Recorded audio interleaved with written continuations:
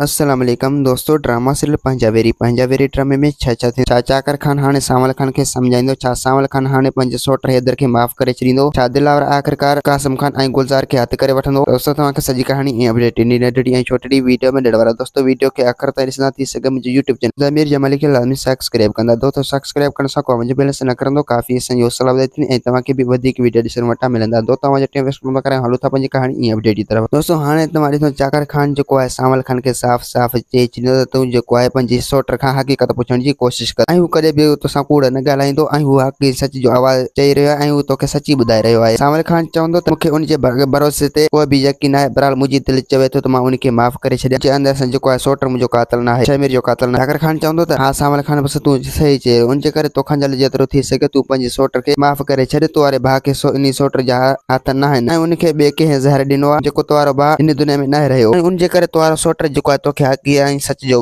ॻाल्हियूं ॿुधाए रहियो आहे। बहरहाल तोखे उनजे मथां भरोसो करणो पवंदो ऐं तोखे उनजे मथां एतबार करणो पवंदो ऐं तोखे असल कातिलनि ताईं पहुचणो पवंदो। सावल खान चवंदो चाकर खान बसि तव्हां सही चए, अॼु खां पोइ मां पंहिंजी सौट जो साथ ॾेई करे उनखे पंहिंजे पाण सां गॾु मिलाए छॾींदुसि। ऐं ॿिए पासे दोस्तों हाणे तव्हां ॾिसो दिलावर खान जेको आहे उहो कासिम खान ऐं माई गुलज़ार खे ॻोल्हण लाइ ॾींहं राति होके करे छॾींदो। हू जाबिर खान खे बि धमकी ॾींदो अगरि जेकॾहिं माई गुलज़ार खे तो कॾहिं बि असांजे हवाले न कयो त पोइ तोखे असांजे हथां केर बि न बचे। छो जो माई गुलज़ार वटि असांजा कई इरादा आहिनि, उनजे करे असां जेको हर हाल में उनखे हथ करे वठंदासीं ऐं उनखे चाकर खान जे हवाले कंदासीं। जाबिर खान चवंदो त दिलावर माई गुलज़ार जेको आहे मुंहिंजे कब्ज़े में न आहे, न ई उनखे मूं मारियो आहे, न ई उनखे मूं अगवा कयो आहे ऐं हू जेको आहे हितां लाॾो खणी भॼी वियो आहे ऐं तव्हां वञी उनखे ॻोरे हथु कयो। ऐं ॿिए पासे दोस्तों हाणे तव्हां ॾिसंदो त हैदर जेको आहे सावल खान खे साफ़ चई छॾींदो जेको तव्हां खां पुछणो हुजे मूंखां भली पुछो, बहरहाल मां तव्हांजो भाउ जो कातिल न आहियां। जेकॾहिं ख़ुदा जे वास्ते मूंखे माफ़ कयो वञे, मूं हक़ ऐं सच जो ॻाल्हियूं तव्हांखे ॿुधायूं आहिनि। अगरि जेकर तव्हां इन ॻाल्हियुनि जे मथां भरोसो न कंदो त पोइ सौट शमीर जो खून लुड़ी वेंदो ऐं कातिल पिया घुमंदा रहंदा। सावल खान चवंदो सौट मूं तोखे माफ़ करे छॾियो, तूं सही पिया चईं। दोस्तों उम्मीद आहे कहाणी आई हूंदी, पसंदि असांखे ॾींदा इजाज़त। वरी तव्हां सां मिलंदासीं के नई वीडियो में। ख़ुदा हाफ़िज़।